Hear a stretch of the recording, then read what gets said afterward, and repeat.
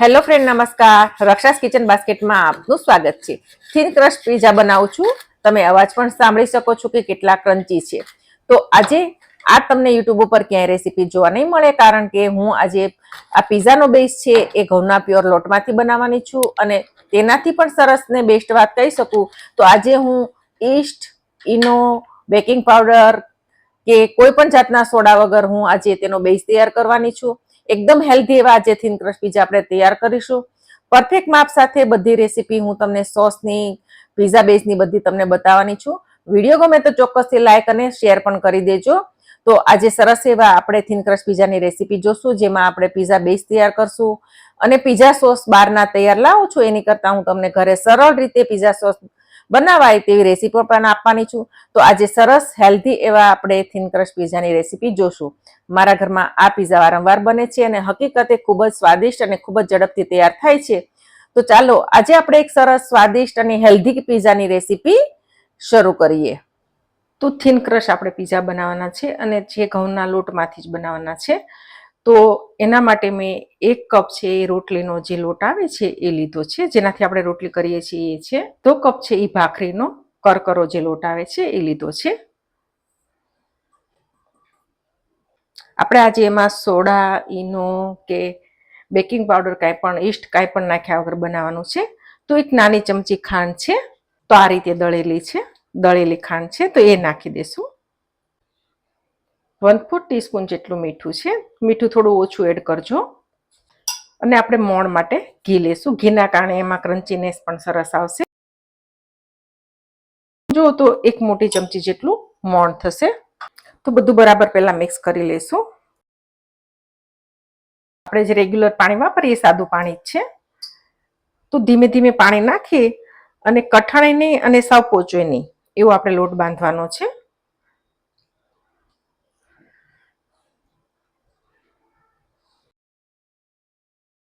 તો તમે જુઓ તો આ રીતે કઠણ ભાખરીથી થોડો ઢીલો લોટ મેં તૈયાર કર્યો છે. તો આપણે હવે 15 મિનિટ માટે રેસ્ટ કરવા માટે રાખી દઈશું. તો આપણે ડો રેસ્ટ લે છે ત્યાં આપણે એક પીઝા માટેનો સોસ તૈયાર કરી લઈએ.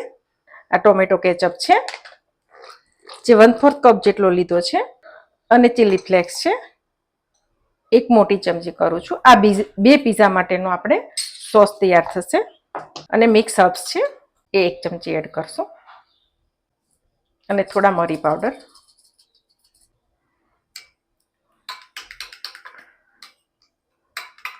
તો આપણે બેઝ ઉપર લગાવવા માટેનો પીઝા સોસ તૈયાર થઈ ગયો છે.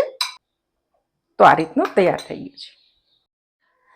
તો આપણે પીઝા માટેના વેજીટેબલમાં 1 મોટી ડુંગળી છે, કેપ્સિકમ છે અને ટમેટો છે. ટમેટાના મેં બી કાઢી અને આ રીતની સ્લાઇસ તૈયાર કરી લીધી છે.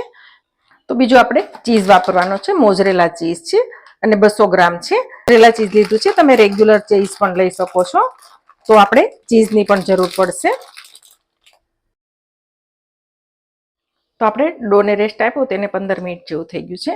આપણે કરકરો લોટ નાખ્યો છે એટલે આપણે એને રેસ્ટ કરવા મૂક્યો તો સેજ વખત એક વખત આપણે મસળી લેશું.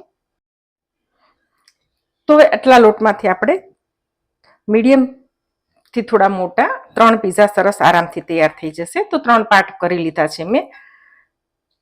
3 એક સરખા છે આ રીતના. તો હવે આપણે એને વણી લેવાનો છે.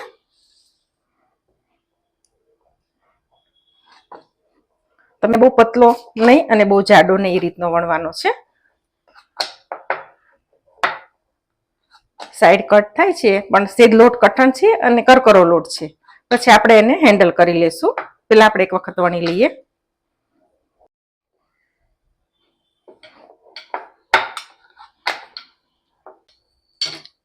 તો એટલો પતલો મેં રાખ્યો છે. બધી સાઈડથી એક સરખો વણી લેવાનો છે. અને આ રીતે એને આપણે કાણા પાડી લઈશું ફોર્કથી. અહીંયા ન હોય તો આ રીતે અહીંયા પણ બે સાઈડ તમારે આ રીતે જ કરી લેવાના છે. આ રીતે આપણા રોટલાનો બેઝ તૈયાર થઈ ગયો છે. તો હવે આજે મેં આ રીતનું એક પેન છે, જાડી કડાઈ છે, નોનસ્ટિક પેન છે એ લીધી છે અને એમાં જ આપણે બનાવશું. તો એને ગરમ કરી લીધી છે. તો હવે આપણે વણેલો બેઝ છે આમાં બીજામાં મૂકી દઈશું અને એને ગેસની ધીમી ફ્લેમ ઉપર જ આપણે 5 મિનિટ માટે એક સાઈડ થવા દઈએ. તો 5 મિનિટ થઈ ગઈ છે. આપણે એને ફેરવતા પહેલા એક વખત આ ઘીથી આપણે એને એક સાઈડ ગ્રીસ કરી લેવાનું છે. હવે ટર્ન કરી લેશું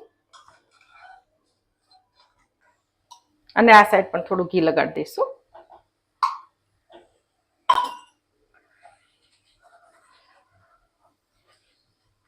ગેસની ફ્લેમ ધીમી જ રાખવાની છે. હવે આપણે બનાવેલો જે સોસ છે, પિઝા સોસ તૈયાર કર્યો છે, એ આપણે ફરતો સ્પ્રેડ કરી દઈશું.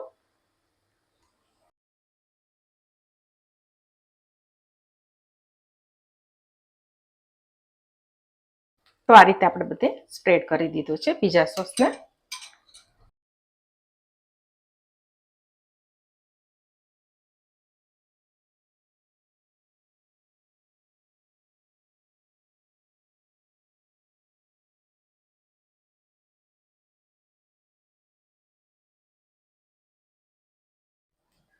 અને ચીઝ નખાઈ જાય પછી ફરતું થોડું આપણે ઘી એડ કરી દઈશું, જેથી એની કિનારી છે એ સરસ ચડી જાય. આ રીતે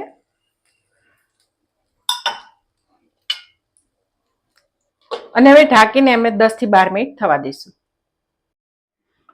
તો 10 મિનિટ થઈ ગઈ છે. વાવ! ગેસની ફ્લેમ બંધ કરી દઈશું અને ઉપરથી થોડા ચીલી ફ્લેક્સ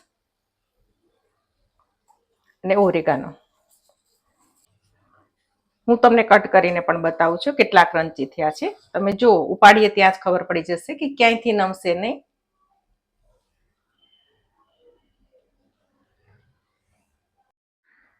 તો આ રીતની કોઈ ટ્રે હોય એમાં આપણે એને મૂકશું, જેથી એનું નીચેથી વરાળ થઈ જાય ને પોચા ના પડી જાય. આ રીતે તો હવે આપણે કટ કરી લેશું. તમે જુઓ તો અવાજ પણ એકદમ સરસ આવે છે. જો રેસીપી ગમી હોય તો ચોક્કસ વિડીયો લાઈક અને શેર કરજો.